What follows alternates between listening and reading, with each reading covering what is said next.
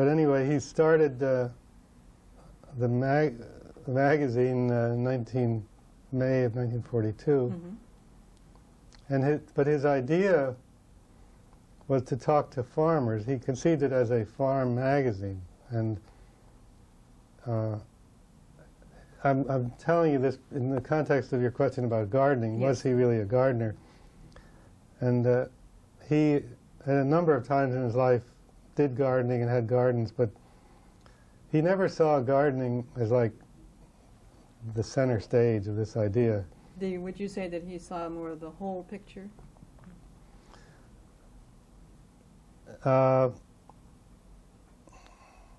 Not the way we would define the whole. Today we're really looking at the whole system of, we're very systems oriented, everything connected to the farm, including the job that the farmer's wife or the kids have off the farm and everything. He wasn't thinking about that. He was thinking about the whole health picture and how do you get food produced that would serve people's health needs. And he felt he had to convince farmers to change from what was then the conventional system to an organic system.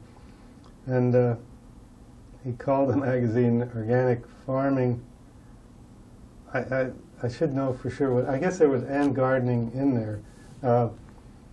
But he sent it, he printed 10,000 copies and sent it to 10,000 rural route box holders and asked them to send him $1 for subscription. And he got back $10, so... Not a very good return. Yeah. So he kind of regrouped and emphasized gardening. He changed the name then to Organic Gardening and Farming, and he kind of caught the wave of the Victory Garden movement.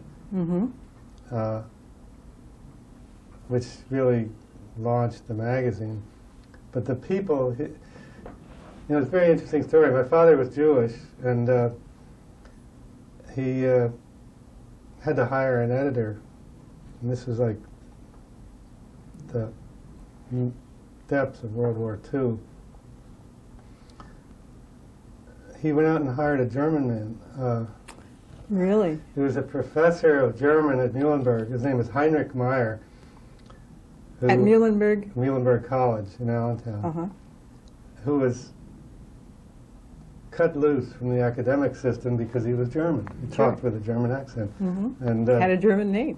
German name. He was a really nice guy, you know. But it was this explains my father's character. You mean it was typical of his your father to do something like that? Yes, I can see that. Because he... you know, they didn't know about the Holocaust, but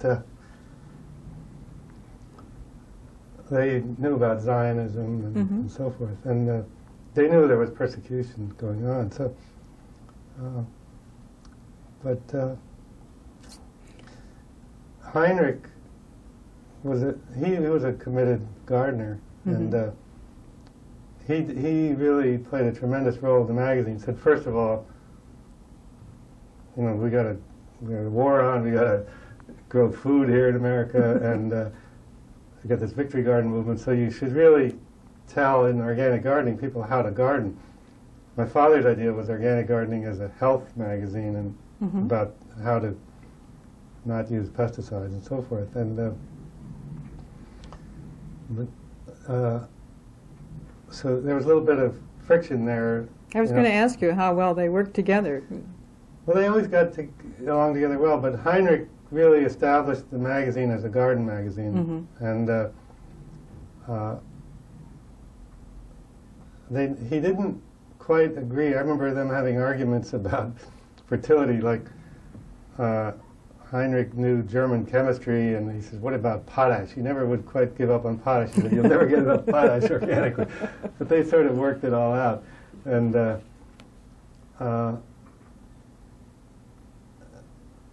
then, of course, after the war, he went back into teaching again. And I don't know if he's still alive, but occasionally I get, till maybe a year ago, I got a letter from Heinrich Meyer after all these years. But I remember my father saying many times to me, see, I spent a lot of time in the war working on the farm and working in the garden. And I got along very well with my father. He was very tolerant in the... Well, I sense that he was probably the strongest influence in your life. Oh yeah, I'm sure. And he picked my wife for me. Really? We'll have to hear more about that later. But I always felt I would work with him. And were you an only son? I was the only son. I had two sisters. And one of my older sister studied botany at Wellesley, and she came to work after the war for him. But and your other sister? Sorry. My other sister is younger, and she never was involved in the publishing company. But I remember my father saying, like I got to be 16 in 1946, and he would say many times, "Wait till the war is over, then we're going to really go with this." Many times he would say, "After the war, we're really going to do this." And of course, I then went to college at Lehigh. At Lehigh, 47, 48, and I didn't know too much. I was so busy with college that I knew he was expanding. What were you studying at Lehigh? English and journalism. And I had some biology. I took some science courses, but I consider I got a really fine education for what I've done lately. I wasn't crippled by my education the way some people are. And you were there 2 years? No, I went there 5 years. 5 years. But I had a professor. I went there 2 years full time, and then 3 more years I was working and going to school part time. But I had a professor, Francis Tremblay, who was a biologist. He was one of the early ecologists, and he was a small farmer and gardener, and he knew what my father was doing, but he didn't quite agree. He agreed, like, with, you know, he should make compost, but then he was in favor, and he was against pesticides. And potash? I don't, but all I remember is that he would say to me, well, this organic stuff is okay, you know, but what about this particular chemical point? And I would go home at dinner and say to my father, well, Dr. Tremblay asked me to ask you, Tremblay would ask me, to ask your father this, and he'd sort of arrange a kind of trick question. And you'd take it home? I'd take it home, and at dinner I'd give this to my father, and he would figure out a trick answer, you know, and send me back with an answer that he knew would irritate Tremblay. So I was like the intermediary, conduit between these discussions, and it was a very educational process. And you were learning a lot. Yes, I was learning a lot. Then in 1949, my father said to me, "Enough is enough. You know, you had a couple years just being a student. Now it's time for you to work. I need you in the business. You can still go to school in the morning, but don't take a full load and then come to work in the afternoon." Had he completely given up his electrical? No, he was. He was still doing that. Well, he was. He had a. Well, see, actually, Rodale Press was a part of the electrical business for its first 15 years. There was only one company, and Rodale Press was a division of Rodale Manufacturing Company. And both my father and my uncle were partners. In somewhere, I guess it was after I started work, Rodale Press was incorporated. Oh yeah, Rodale Press was incorporated as a separate company, I think about 1947. But then my uncle got half the stock, and my father they were equal partners. But my father, and they both made a lot of money during the war because they sold not only a lot of electrical stuff to the army, but they made machine gun mounts for B-17 bombers too. They had like They're making military parts. Mm-hmm. And that was all here? In Emmanus, yeah. Mm-hmm. And so they each one had, for the first time in their lives, a little bit of money.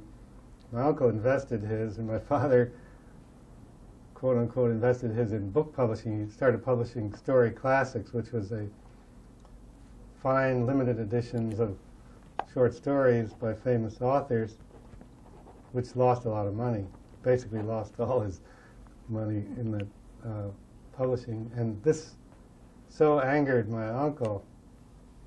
My father, I was there one time, my father showed my uncle an illustration that he bought for a book mm-hmm. by Philip Evergood. He said, I bought 12 of these illustrations and I'm paying $1,000 each for these pictures. And this is in 1948 or so? Somewhere in there, 49. My uncle got so angry about this that he figured, I got to really punish my father, punish my brother. Even though it was your father's money? Yeah, well, it was both of theirs, you see. Oh, okay. They were both partners, but this was Rodale Press, which was, of course, losing a lot of money then. Mm-hmm. It took another 10 years after this event before it ever went in the black. Mm-hmm. But my Uncle Joe, who was a wonderful guy, and I got along with him well, to punish his brother, he gave him his half of Rodale Press. He said, Jerry, he said, I'm finished with you. Said, I don't want any part of any company that would... Was he an older brother? He was older, but only like a couple of years older. And that was the way he punished him? He gave it all to him? He gave him his half of Rodale Press. And my father thought, this is like the worst thing that could happen to me. And because I remember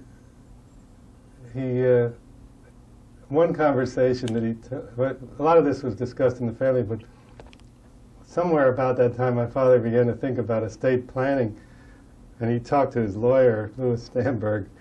He said, should I start giving my children some of the stock in Rodale Press? And Stamberg's reply was, why would you want to punish them by doing that? what bad things did they ever do to you? That's the kind of enterprise it was. But